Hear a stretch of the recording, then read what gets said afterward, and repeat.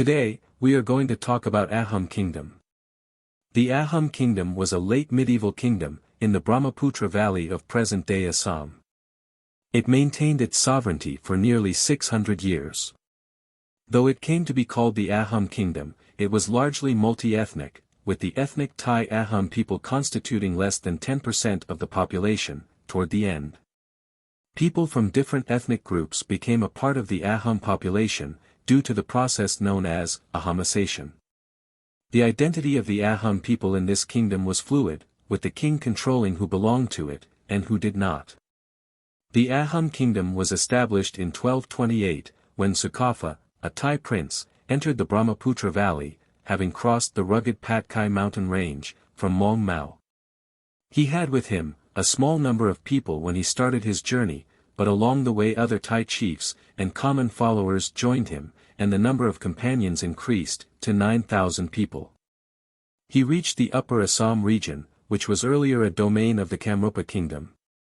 But the Kamrupa kingdom was in decline, when Sukapha reached Assam. His intention was not to conquer and raid, but to permanently settle in fallow land, and practice agriculture. At the time of their advent, the Ahoms came with advanced technologies of rice cultivation, and it was their belief that they were divinely ordained to turn fallow land to agriculture, and also to absorb stateless and shifting agriculturists, to their own ways. The shifting people were called Ka, and many such Ka people were ceremonially adopted into different Ahom clans. The Ahoms were acutely aware of their smaller numbers, and avoided confrontations with larger groups. The additions via Ahomisation enhanced the Ahom numbers significantly. Sukapha spent a couple of decades, moving from place to place establishing colonies, and finally settled down in Saradio, in 1253. He established two offices of administrations, called the Dangarius, namely, the Burhagohain, and the Borgohain. They were selected by the king, from the members of the Ahom nobility. They vowed to never fight for the position of king, only act as a guide to the king in administration. In 1280, these two offices were given independent regions of control. Their succession was partly hereditary, partly elected. The king and the two councillors held each other in check and balance. These institutions of checks and balances thus seated, held fast the kingdom for 600 years. Sukapha also instructed that, the events occurred during his rule must be recorded. This practice of writing down the events, was also maintained by his successors. This process of record-keeping was very rare in India. As the contingent of Ahom was numerically small, Sukapha avoided entering into any territorial disputes, with the other neighboring kingdoms, but his son Sutufa made some territorial gain, only by using various strategies, without entering into any major conflict. Although, after that, no further expansions of the Ahom domain occurred for the next 200 years. Administration. The Paik system. The Ahom kingdom was dependent on the Paik system, a form of corvée labor, reorganized in 1608 by Momai Tamulai Barbarua. Every common subject was a Paik, and 4 Paiks formed the Ghat. At any time of the year, one of the Paiks in the Ghat rendered direct service to the king, including military service, as the others in his Ghat tended to his fields. The Paik system was administered by the Paik officials. A Bora was in charge of 20 Paiks, a Saikia of 100, and a Hazarika of 1,000. A Rajkua commanded 3,000, and a Fukin commanded 6,000 Paiks. The army's commander-in-chief was known as Borfukan. It was said by the scholars that because of the Paik system, the Ahom kingdom was able to fight a long and protracted war, against the Mughal. Land survey. Supatva, or Godadhar Singha, became acquainted with the land measurement system of Mughals, during the time he was hiding in Kamrup, before he succeeded to the throne. As soon as the wars with Mughals were over, he issued orders for the introduction of a similar system throughout his dominions. Surveyors were imported from Coast Behar and Bengal for the work. It was commenced in Sipsagar, and was pushed on vigorously, but it was not completed until after his death. Nagaon was next surveyed, and the settlement which followed was supervised by Rudra Singha himself. According to historians, the method of survey included measuring the four sides of each field with a NAL, or bamboo pole of 12 feet, or 3.7 meters length, and calculating the area. The unit was the lacha. 1 lacha is 144 square feet, or 13.4 square meters, and 14,400 square feet, or 1,340 square meters is 1 baiga. 4 baiga makes 1 pura. A similar land measurement system is still being followed in modern-day Assam, both by public and government officials alike. Turmoil and significant new developments. In 1389, the king Takhamti was dethroned and assassinated, thus plunging the kingdom into long political turmoil and revolts, by 3 subordinate Ahom chiefs. The king died, without leaving an heir to succeed him. The ministers took charge of the kingdom, and started searching out a prince to be the king. Because according to the Ahom right of kingship, only the direct descendants of Sukafa, on the male line were eligible to sit on the throne. Sudangfa, who was also known as Bamuni Kanwar, born and raised in a Brahmin household in Habang, was descendant of a different line of King Sukafa, and installed on the throne by the Burhayahain and Borgohain, to end the period of crisis. He established Brahmin officers, advisors and communities near the capital, and the Brahmin influence, though negligible, was felt for the first time in the Ahom kingdom. A number of rebellions erupted against this influence, but Sudangfa was able to suppress them and solidify his rule. Also the Maung Kwang state, which was the successor of Maung Mao, from where Sukafa came, sent military expedition by the invitation from one of the rebels. This resulted in a clash in 1401, and Sudangfa defeated them, which was concluded with a treaty, by fixing the boundary between the two polities at the Patkai mountain. This event also ended the subordination of Ahom kingdom, to the Maung Mao and latter Maung Kwang. Earlier the Ahom kingdom needed to send tribute to them, with the war and the subsequent treaty made the Ahom a sovereign state. Also earlier, the kingdom was named as Maung Dun Shun Kam, or Sunar Zafura in Assamese, or Casket of Gold in English. After the war it was changed to Ahom, or Assam. Later the British colonial changed the name to Assam. Sudangfa also established a new capital at Charagua, broke the clan allegiances that used to hold the Ahom polity together, and replacing it with political authority of the king, and introduced the tradition of the Singaragarutha ceremony, or the state coronation of the Ahom kings. This symbolized royal Ahom sovereignty, authority and legitimacy. Between 1510 and 1609, the kingdom was expanded dramatically, especially under the kingship of Suhumung, or Daihinjia Raja. With the expansion, various nobility of other kingdoms, like Buyan and Chutias, and also commanders, professional classes, warriors and technologies of these kingdoms were absorbed into the Ahom kingdom. These expansions created significant changes in the kingdom, as the Assamese-speaking Hindu subjects outnumbered the Ahoms themselves. To provide legitimacy to the rule of the Ahom kings among the new subjects, Suhumung assumed the title Swarganarayana, or Swargadio, meaning Lord of Heaven. During his reign, the Ahom kingdom met the aggression from the Sultan of Bengal in 1527, but it was defeated and pushed back to the Burai River. A few years later, there was another attempt and a commander advanced up the Brahmaputra in 50 vessels. This too was defeated. In yet another expedition, the commander, Bit Malik, was killed and the Ahom army captured cannons and guns. The most successful among these initial raids on the Ahom kingdom, was the one led by Turbak Khan. Turbak, a commander under the Sultan of Bengal, advanced against the Ahom kingdom in April 1532 with a large force. He first faced Suklen, Suhumung's son, at Singri. In this battle Suklen was defeated and wounded, and the Ahoms retreated to Sala. The Ahom army again faced the army of Turbak Khan at Sala and some other expeditions thereafter, but won the first significant victory in March 1533, when a naval force was defeated Turbak's force with heavy losses. This led to a period of stalemate with the two armies encamped on opposite banks of the Daikrai River. The Ahom army finally attacked the invaders, and defeated them in a number of battles. According to records, the first use of firearms by the Ahom army occurred in these battles. Although, another significant event happened during the invasion of Turbak. Nong Mula, or Mula Gabharu, a daughter of the previous Ahom king Supimfa, and wife of Ahom commander Phrasamung Borgohain fought in these battles. When Mula Gabharu received the news of her husband's death, she vowed to destroy the murderers of her husband. During the battle many women warrior, namely Jayanti, Pamela, Lolita etc., who were organized by Mula Gabharu, also fought the invaders along with her. On the fourth day of the war, she saw her husband's murderer, the commander Turbak Khan. Seeing her husband's murderer in the war zone, Nong Mula bravely fought with Turbak Khan. But Turbak Khan was a trained fighter, and so, although Mula Gabharu fought bravely, but ultimately she died in the battlefield.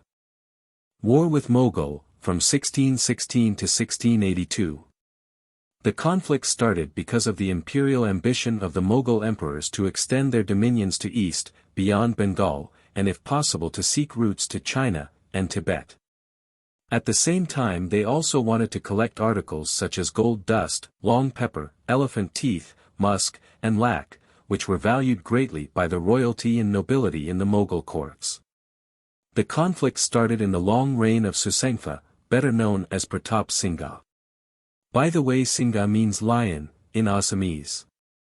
First major war was fought in 1616 AD, when the Mughal claimed the Coke territory to the east of Barnati, and summed the trading adventures of certain Mughal merchants. The Ahom and Mughal army and navy fought at Barli near Tezpur, in which the Mughal army was completely routed. According to written source of Mirza Nathan, a Mughal general, about 1,700 men of the Mughal army were killed, double this number were wounded, and 9,000 men were taken as prisoners.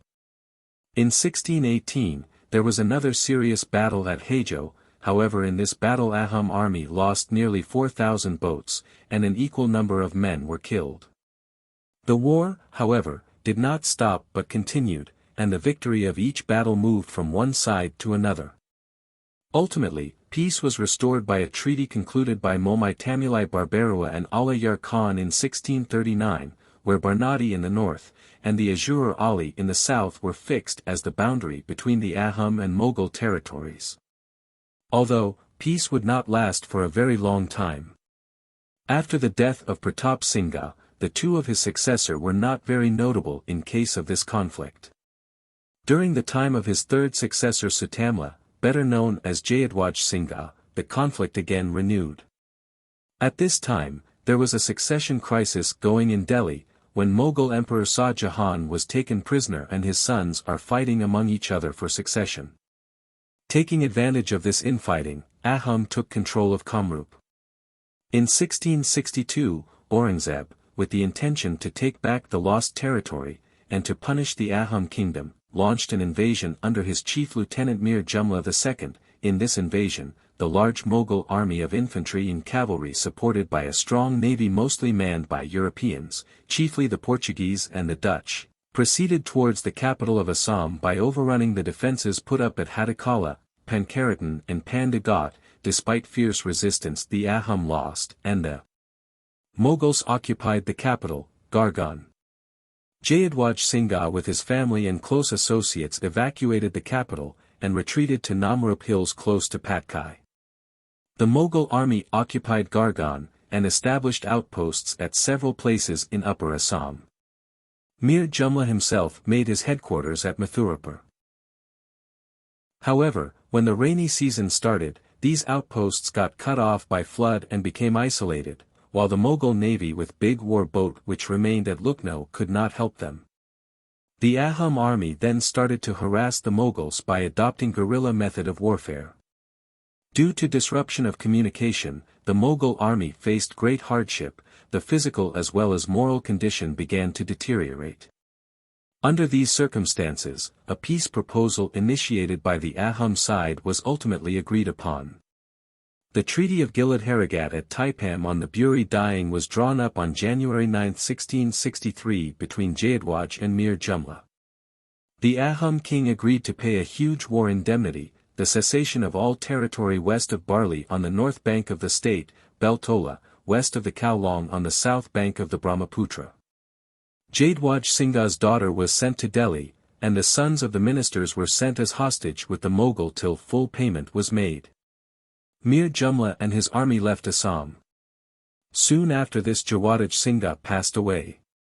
He was succeeded by Chakradwaj Singh, a person of indomitable courage and firm determination, refused to put on a gown sent by the Mughal court to him, which was symbol of a tributary king. He reportedly said, "Death is preferable to a state of subordination to enemy."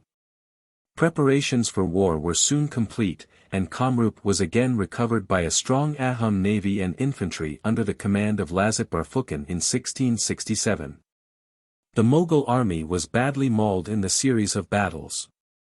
Following this, several fortifications were raised on both banks surrounding Guwahati to protect it against any further attack. Having received the news of Mughal defeat, the Mughal Emperor Aurangzeb dispatched a Rajput general Raja Ram Singh with a large force, with order to destroy the Ahom kingdom. Ram Singh advanced towards Guwahati by occupying several posts, which the Ahom army evacuated for strategic reasons to concentrate on Guwahati. Ram Singh built his camp at Hajo. The Ahom army under Lazat Barphukhan and other generals including Atan Baragohain, foiled every attempt of Ram Singh to occupy Guwahati by war and diplomacy. The war dragged on for several years with loss on both sides. Lazat Barphukhan was a brilliant commander, and his determination and tactics were an important factor in the victory in the Battle of Saragat in 1671, that thwarted the vastly numerically superior Mughal forces. Lazat Barphukhan was ill at the time of the battle, but he fought along with his army even with his illness. He led his army from the front in present-day India. To pay tribute to this great general, the Lazat Barphukhan Gold Medal is awarded to the best cadet from the National Defence Academy, or shortly NDA. It was instituted in 1999 to inspire defense personnel to emulate Lazat Barphukhan's heroism and sacrifices. There is also a statue of Lazat Barphukhan in the National Defence Academy campus.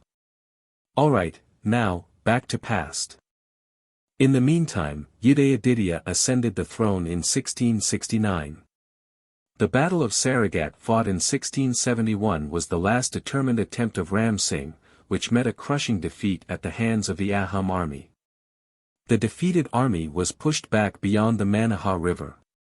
It is also important to mention, that in the war against the Mughals, many of the neighboring people of various hills, sent their contingents and successfully fought against the invaders.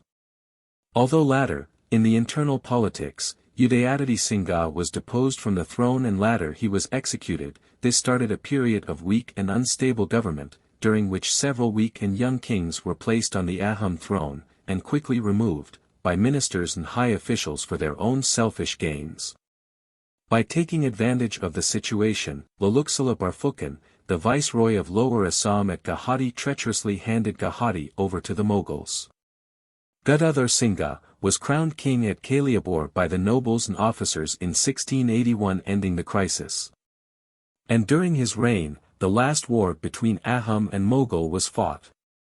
In this Ahom army defeated the Mughal army at the Battle of Atakulai. They were pursued to Manaha River, which henceforth became the Ahom-Mughal boundary till 1826. At the domestic front, the king then suppressed all conspiracies to weaken the power of the monarch, and made the kingdom strong again. Possessing a towering personality, Gadadhar Singha restored the authority of the king and brought peace and order to the country. He was succeeded by Sukrungfa, or Rudra Singh in 1696, inherited from his father a strong monarchy and a peaceful kingdom. Under him the kingdom attained its zenith. He subdued several neighboring kingdoms. He had made extensive preparations to extend the boundary of the kingdom in the west. The king had planned to invade Bengal with the support of the rulers and the chiefs of the neighboring states like Tripura, Coke Bihar, Burdwan and Nadia. He attempted to make a confederacy of Hindu kings of eastern India against Mughals. When all preparations were complete and the vast army assembled at Guwahati for the march, Rudra Singha suddenly fell ill and died. Unfortunately, his vision also died with him. In the aforementioned period of political instability, before Gadadhar Singha was crowned king, Loluksala Barfukan, the viceroy of Lower Assam, who treacherously handed Guwahati over to the Mughals, also raised a 14-year-old Sulikfa, or Ratnadwaj Singha, who was better known as Laura Raja, or Boy King. As Gadadhar Singha was a rightful heir to throne, the Boy King, under the influence of Loluksala Barfukan, sent assassins to kill Gadadhar Singha, who was known as Gadapani at that time. Gadadhar Singha fled the capital to Naga Hills. His wife, Joymoti, stayed behind to buy time for him to escape. Joymoti was captured by assassins of the Boy King. She was tortured for 14 days by barbaric manner, but she did not disclose the location of her husband, the future king Gadadhar Singha. She would eventually die because of the barbaric torture. Her son, the successor king after her husband, was 14 years old at that time. He would later build the Joysagar tank in 1697 at Sibsagar. It is believed to be the biggest man-made lake in India, comprising an area covering 318 acres, or 1.29 square kilometers of land, including its 4 banks, out of which 155 acres, or 0.63 square kilometers is filled with fresh water. A 2 kilometers long earthen water pipeline once ran from the tank to the Rumpur Palace, supplying water to the royal palace. Rudra Singha also built the Fakua Dole, a pyramid-shaped temple constructed before the Rangnath Shiva temple on the banks of the Joysagar tank. It is said that Rudra Singha, once again to perpetuate the memory of his mother Soti Joymoti, constructed the temple and placed a golden idol of her within it. Ahom Army and War Strategies. The Ahom army had a network of spies scattered around Assam and bordering kingdoms to help to keep a watch on their enemies. The Ahom army would send spies to the enemy's camp before leading an expedition to study the strength and the war strategies of the enemies, and accordingly they arranged the suitable strategies. The Ahom army would construct forts on top of hills where there were fewer chances of open engagement. The fortifications acted as strong objects of defense, with some soldiers assigned the task of repairing them as soon as they got damaged. Sometimes they allowed the enemies to enter the country, then cut off their communications and attack them in front and rear. The Ahom soldiers were skilled at attacking the enemy at night.